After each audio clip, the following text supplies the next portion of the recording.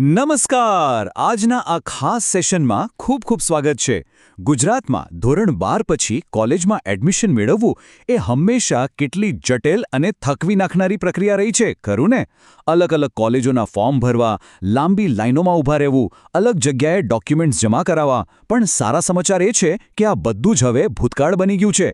હવે Gujarat common admission service યાની કે GCAS 2026-2027ના આગમન સાથે આખી સિસ્ટમ એકદમ સરળ અને ડિજિટલ બની ગઈ છે. આ ખરેખર એક એવો ક્રાંતિકારી સુધારો છે જેણે વિદ્યાર્થીઓ માટે એડમિશનની પ્રક્રિયાને સાવ સીધી અને સુવ્યવસ્થિત બનાવી દીધી છે. બરાબર, તો ચાલો આ નવી સિસ્ટમમાં ઊંડાણપૂર્વક ઉતરીએ. આજે આપણે ફટાફટ કયા મુદ્દાઓ જોવાના છીએ? બસ આ જ. GCAS સિસ્ટમ શું છે? તેમાં કયા અંડરગ્રેજ્યુએટ કોર્સ કવર થાય છે, મહત્વની તારીખો કઈ છે, ડોક્યુમેન્ટ્સનું લિસ્ટ, રિઝર્વેશન કેટેગરીના નિયમો અને છેલ્લે સ્થાનિક મદદ માટે શ્રી તિરુપતિ ઓનલાઈન સેન્ટર વિશે.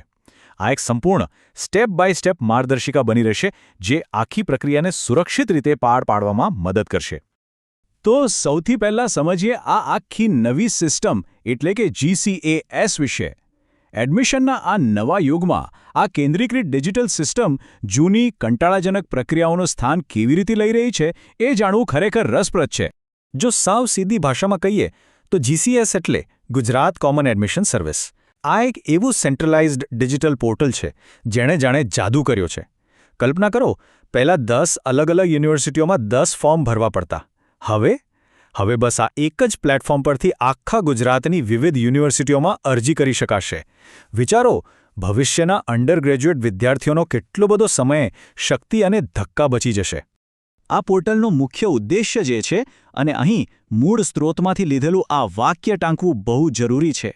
ધોરણ 12 પછી હવે ઉચ્ચ અભ્યાસ માટે સરળ અને પારદર્શક પ્રવેશ પ્રક્રિયા. આ માત્ર કોઈ સ્લોગન નથી હો. જ્યારે આખી સિસ્ટમમાં પારદર્શિતા આવે છે ત્યારે તે વિદ્યાર્થીઓ અને પરિવારોમાં એક બહુ મોટો વિશ્વાસ ઊભો કરે છે. હવે કોઈ છુપી ફી કે અસ્પષ્ટ નિયમોનું ટેન્શન જ રહેતું નથી.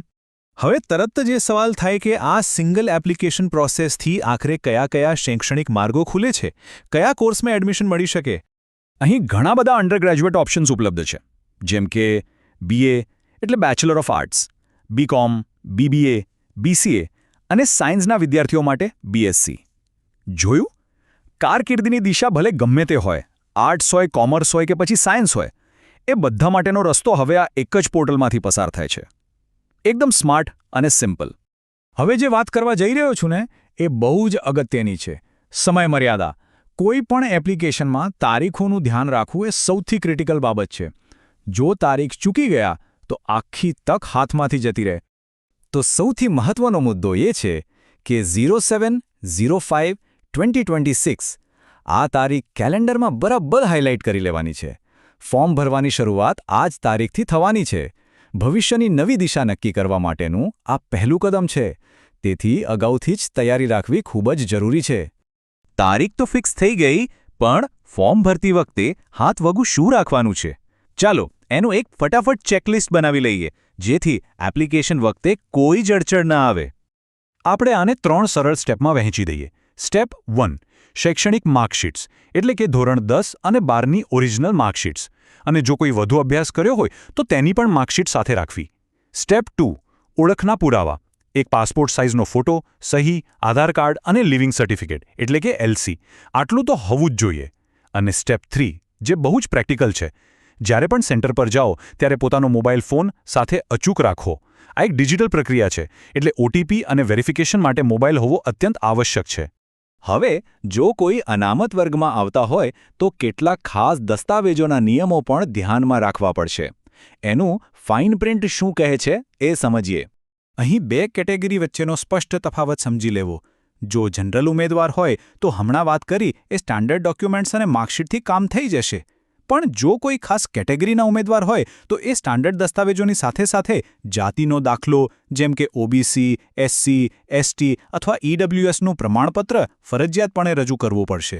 અને એમાં પણ OBC ઉમેદવારો માટે એકદમ કડક નિયમ છે.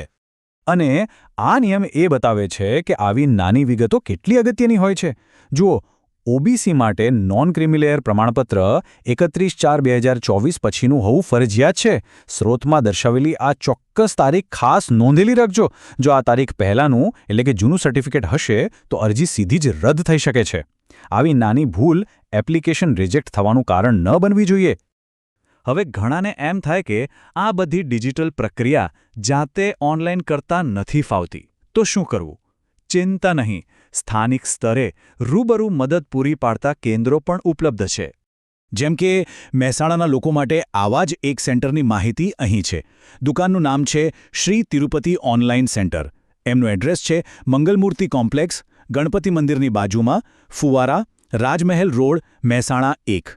જો કંઈ પ્રશ્ન હોય તો તેમના મોબાઈલ નંબર 8000199305 પર પણ સીધો સંપર્ક કરી શકાય છે. GCAS પોર્ટલ પર ફોર્મ ભરવામાં આ સેન્ટર સ્થાનિક લોકોને પૂરેપૂરી મદદ કરે છે. આ સેન્ટરની બીજી એક બહુ ઉપયોગી વાત એ છે કે તેઓ માત્ર કોલેજના એડમિશન પૂરતા મર્યાદિત નથી. જો સરકારી નોકરીઓની અપડેટ્સ જોઈતી હોય તો ઉમેદવારે પોતાનું નામ લખીને આ જ નંબર પર એટલે કે 800111913005 પર વોટ્સએપ મેસેજ કરવાનો રહે છે.